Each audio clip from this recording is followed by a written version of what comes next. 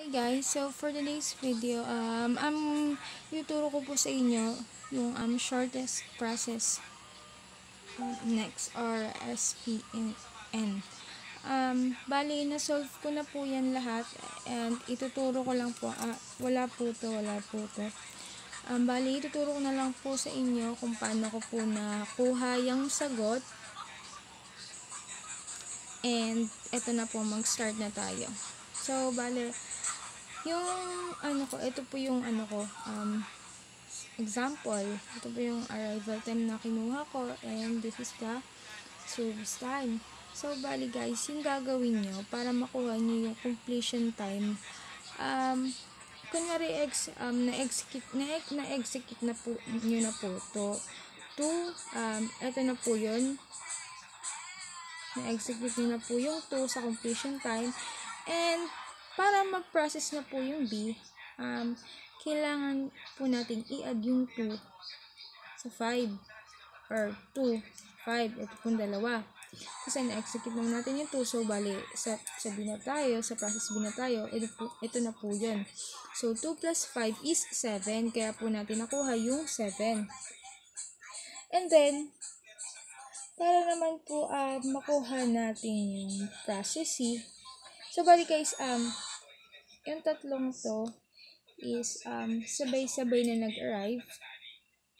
Ipapakita ko na po sa inyo ngayon kung paano gamitin yung shortest process. So, bali guys, ito yung gagawin ko.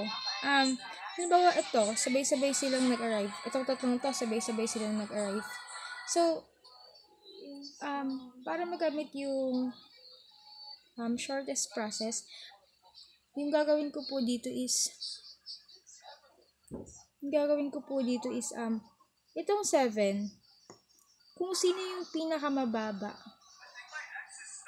yung 7, kung sino guys yung pinakamababa dito sa tatlong to, sa CDE, kung sino pinakamababa sa tatlong yan, is dun po natin i-add yung 7. So, bali yung pinakamababa po dito sa tatlong to is etong 2.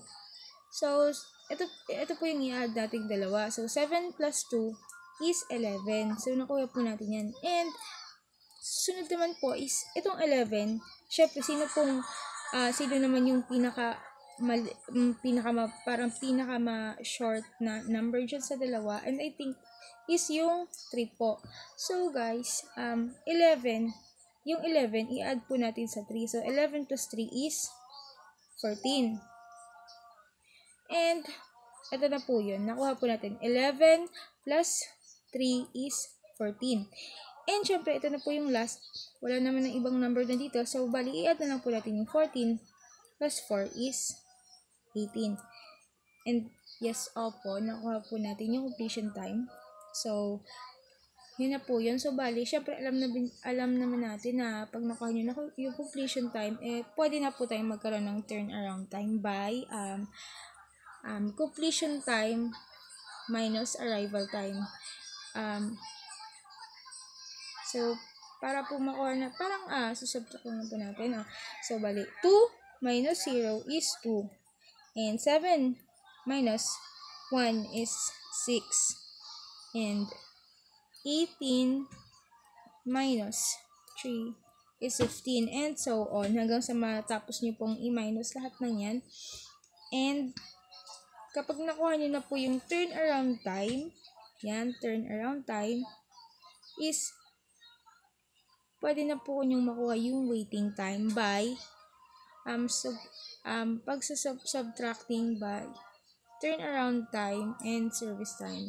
Bali, i-minus nyo lang din po silang dalawa so that makukuha nyo po yung waiting time. And like, parang ganito po, 2 minus 2 is 0, 6 minus 5 is 1, 15 minus 4 is 11, and 8 minus 3 is 5, and 3 minus 1 is 3 minus 2, 3 minus 2 is 1. And para din makuha po yung mean, ito po yung mean, yan po yung mean nila, add lahat po. Ito pong 5, i-add nyo po yan. Then, pag na-add nyo na po, nakuha nyo na yung total, i-divide nyo na po kung ilan po to. And 5 po yan, so i-divide nyo po yan sa 5. Same din sa waiting time, ganun din po yung gagawin nyo. Add lang lahat. And then, divide into 5. And ito na po yun. Nakuha nyo na po yung waiting time. So, thank you for watching. Sana ay nagets nyo ang aking paliwanag. Thank you!